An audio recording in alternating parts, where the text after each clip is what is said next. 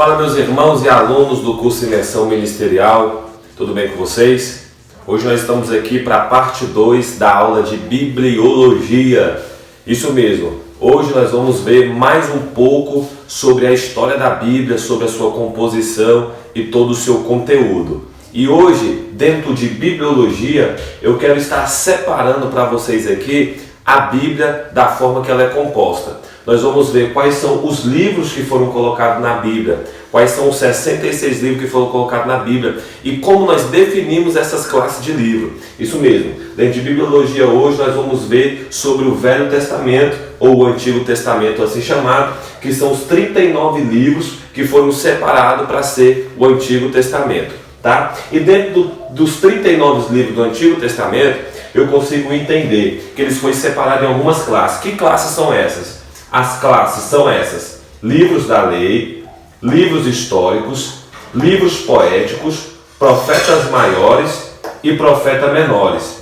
E aqui eu tenho de Gênesis a Malaquias 39 livros. Isso mesmo, livros da lei, livros históricos, livros poéticos, profetas maiores, profetas menores. De Gênesis a Malaquias. Alguém com certeza vai me perguntar: Gessé, quais são os livros da lei? Quais são os livros históricos? Quais são os livros poéticos? Quais são os profetas maiores e quais são os profetas menores? Nós vamos fazer essa definição agora para você entender. Pois bem, com a ajuda de uma Bíblia, você vai pegar uma Bíblia aí agora e você vai no índice da Bíblia aí que você tem. E nesse índice aí você vai acompanhar comigo aqui, preste bastante atenção. Ó. Quais são os livros da lei? É de Gênesis a Deuteronômio. Esses mesmos livros da lei são chamados de Pentateuco, que são os primeiros 5 livros da palavra, ou de Torá. E esses livros estão relacionados a Gênesis até Deuteronômio. Quem são eles? Gênesis, Êxodo, Levítico, Número e Deuteronômio. Então, se alguém te perguntar: fulano, me dê um livro da lei, você pode dar de Gênesis a Deuteronômio, que você vai saber que aí estão os 5 livros da lei.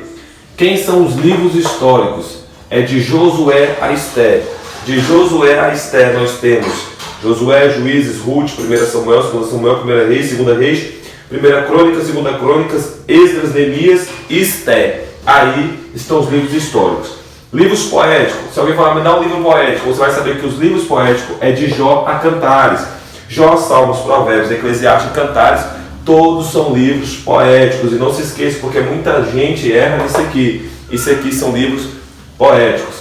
Profetas maiores, de Isaías a Daniel. Alguém sempre me pergunta: já sei por que os profetas maiores são chamados de maiores? É por causa da sua estatura? Nunca foi por causa disso. É por causa de tamanho de escrita. Exemplo clássico: Isaías são 66 capítulos, se igualando aos 66 livros da Bíblia. Então são profetas maiores pelo tamanho da sua escrita. É Isaías, Jeremias, Lamentações, Ezequiel e Daniel. Então são esses livros que são os profetas maiores.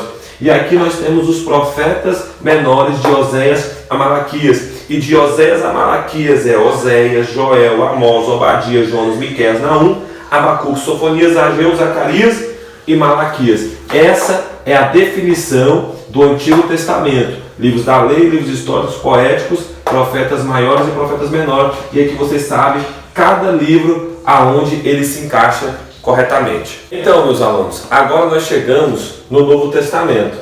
E a definição do Novo Testamento é mais ou menos assim: biografia de Jesus, que nós temos como evangelhos, livro histórico, pode ver que está no singular, porque é só um, livro histórico, epístolas de Paulo. Epístolas quer dizer o mesmo que cartas, epístolas gerais e livro profético. Nós temos 2 no singular, que é livro histórico e livro profético, porque aqui é só um livro e aqui é só um livro. Epístolas são cartas de Paulo e epístolas que são cartas gerais que nós temos dentro do Novo Testamento, que são 27 livros. Isso mesmo, dentro do Novo Testamento, a definição para os livros são essa: biografia de Jesus, livro histórico, cartas de Paulo, cartas gerais e livro profético. E agora nós vamos saber quais são esses livros e aonde eles se encaixam, do jeito que você, em nome de Jesus, vai aprender. Nós temos a definição do Novo Testamento separado cada um na sua classe. A biografia de Jesus, ou chamado de Evangelhos, é de Mateus a João. Isso, Mateus, Marcos, Lucas e João. Só que dentre os 4 evangelhos, os 4 que escrevem a biografia de Jesus, nós temos 3 que são classificados como sinópticos, que quer dizer semelhantes ou parecidos. Quem são eles? Mateus, Marcos e Lucas. João não é um evangelho sinóptico.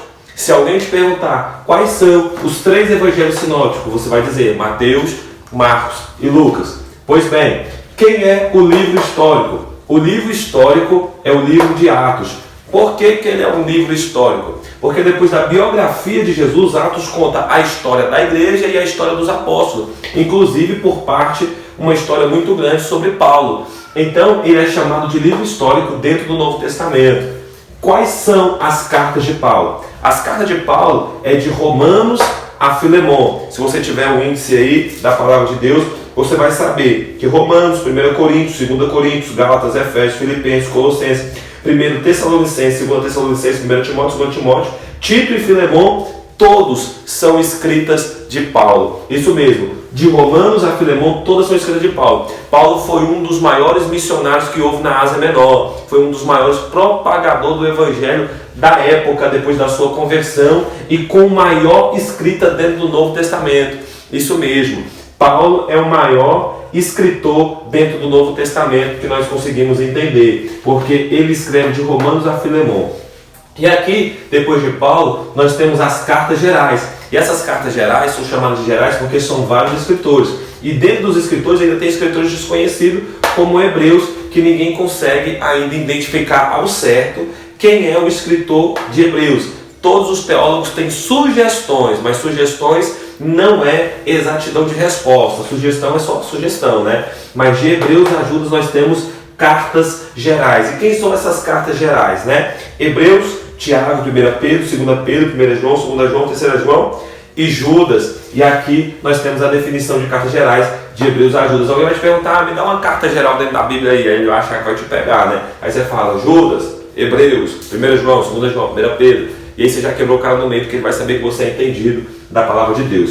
Qual é o livro profético do Novo Testamento? O livro profético do Novo Testamento é o livro do Apocalipse. Isso mesmo, meus amados irmãos. O livro do Apocalipse ele é um livro profético, também chamado de livro escatológico, porque quando eu falo de há de vir, eu estou falando daquilo que vem, algo futuro. O livro do Apocalipse, ele falou tanto da época que João estava vivendo ali na ilha de Patmos, com 96 anos de idade, tanto quanto a igreja ia passar, a igreja primitiva, quanto a igreja contemporânea pós-moderna, que somos nós, que vamos passar. O livro ele abrangeu tanto o presente de João, o futuro da igreja primitiva e o futuro da nossa igreja, que somos nós que vamos passar ainda. Por isso que o livro de Apocalipse é um livro escatológico, que quer dizer um livro profético daquilo que há de vir. E outra, o livro de Daniel, irmãos, também é um livro profético que se encaixa como escatológico, isso mesmo. Poucas pessoas sabem, mas o livro de Daniel, ele é tanto escatológico